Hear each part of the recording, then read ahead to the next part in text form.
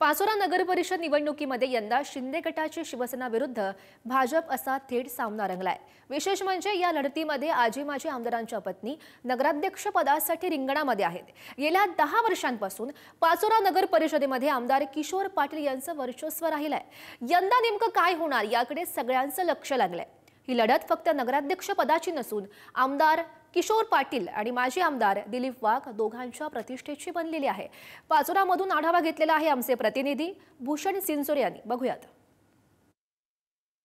पाचोरा नगर परिषदेच्या निवडणुकीत भाजप व शिंदेची शिवसेना यांच्यात थेट सामना होत आहे। या ठिकाणी आजी माजी आमदारांच्या पत्नी नगराध्यक्ष पदासाठी निवडणुकीच्या रिंगणात उतरल्या आहेत।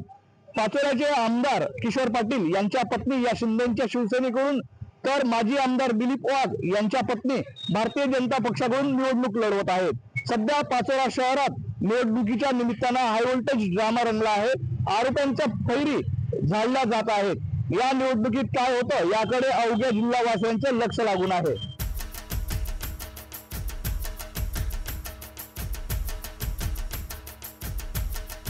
पाचोरा नगर परिषदेचं राजकारण जे आहे ते चांगलंच तापलेलं आहे। राज्यातील दोन्ही सत्ताधारी पक्ष या ठिकाणी उभे ठाकले आहेत। आमदार किशोर पाटील यांच्या समोर जे आहे ते भाजपने आव्हान उभं केलं आहे। आपल्यासोबत आमदार किशोरप्पा आहेत, आपण त्यांच्याशी बातचीत करणार आहोत। आपण राज्यात तुमच्यासोबत सत्तेत असलेल्या भाजपनेच या ठिकाणी तुमच्यासमोर आव्हान उभं केलं आहे, कितपत तुम्हाला हे आव्हान वाटतं?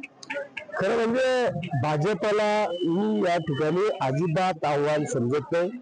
याचं कारण असं आहे की मी गेल्या 10 वर्षापासून या पाचोरा आणि भडगाव मतदारसंघामध्ये एक अतिशय प्रामाणिकपणे विकासाचं काम या संपूर्ण शहर आणि तालुक्यामध्ये केलेलं आहे। आणि माझ्या मतदारसंघातली जनता ही इतकी शुद्ध आहे की ती विकासाला 100% पाठिंबा देणारी ही जनता आहे। आणि त्याचाच भाग म्हणून आपण गेल्या अनेक दिवसापासून पाहताय की इथे सगळे विरोधक भाजपमध्ये एकवटले असताना सुद्धा यांना आदरणीय गिरीश भाऊ असतील किंवा आदरणीय मंगेशदादा असतील यांच्या कुबड्या घेण्याची वेळ या ठिकाणी येते।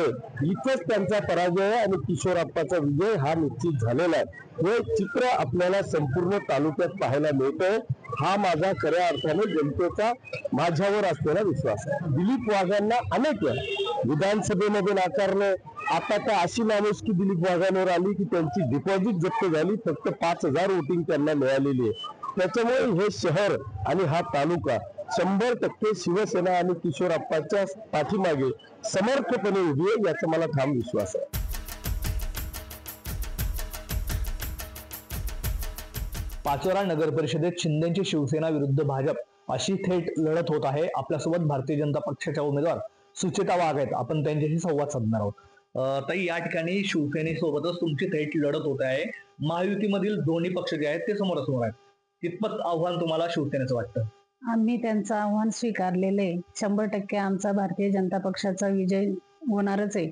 आम्ही जनतेसमोर विकास कामे, मोदी साहेबांचे संकल्प, मोदी साहेबांनी राबवलेल्या आजपर्यंतच्या योजना, लाडकी बहीण योजना असेल, आपलं आरोग्यासाठी त्यांनी जे काढलेले आहेत सर्व काही मुद्दे, ते सर्व आम्ही जनतेसमोर मांडतोय। जनतेला आमचे मुद्दे पटतात आहेत। जनतेचा पूर्ण विश्वास मोदी साहेबांवर आहे।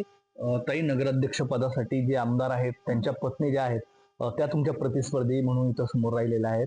आमदार किशोर पाटील यांनी म्हटलं आहे की मी महाविद्यालयात जे होतो तर मी रेसलिंगचा कुस्तीपटू होतो आणि मी या निवडणुकीत धोबी पछाड देईल विरोधकांना, असं त्यांनी म्हटलेलं। एक कुस्तीपटू हे काही कुस्तीचं मैदान नाही नगरपालिका।